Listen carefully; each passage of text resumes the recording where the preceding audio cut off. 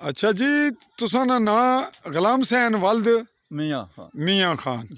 अच्छा, तुसां जिसलै एह् पाकिस्तान ते इंडिया नेशन बने, कश्मीर भी पूरा इक सी, उसलै कोई खबर सनाने हो पार कोटे नी, क्या बंगाला ना मोड़ा? हाँ बंगाल एह् मोड़। दसो क्या होया वाकया?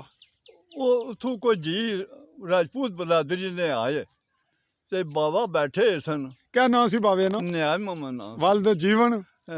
अज मैना नाम है उसदा। जीवन? जीवन नाम। अच्छा अच्छा बैठे सन तो फिर वो उठ के घेरा ना हो सके।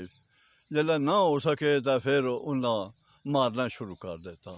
नियाज मोहम्मद की? ना न्याज मोहम्मद की। केड़े इसने बंदे कोई याद होने ने जिन्हें मारिया? नहीं मैं हूँ नहीं याद। अच्छा, है नंबरदार सन? ना नंबरदार ते नहीं फिर? नंबरदार ने तो राजपूत सन वैसे उन्होंने को नंबरदारी कोई नहीं, ये भी पहचान है। अच्छा, अच्छा उन्हें मारने फिर क्यों मारन? भाई तू उठ का एहतराम नहीं किया। अस राजे हां ते साढ़ा हाँ एहतराम नहीं कीता। एहतराम नहीं ते किया। ए उसलै क्यों करने सन भाई? जट मजारे होने सन? जी अस सारे तुस जितने भी? भी हो जट भी बिस्तरी भी मोची नाई तो भी जितने भी सो अस मजेरे सन मजेरे सो। जी।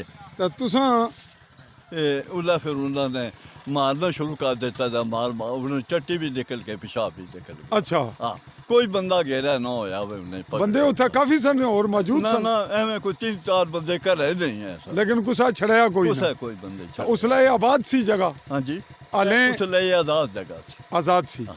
मेहरबानी।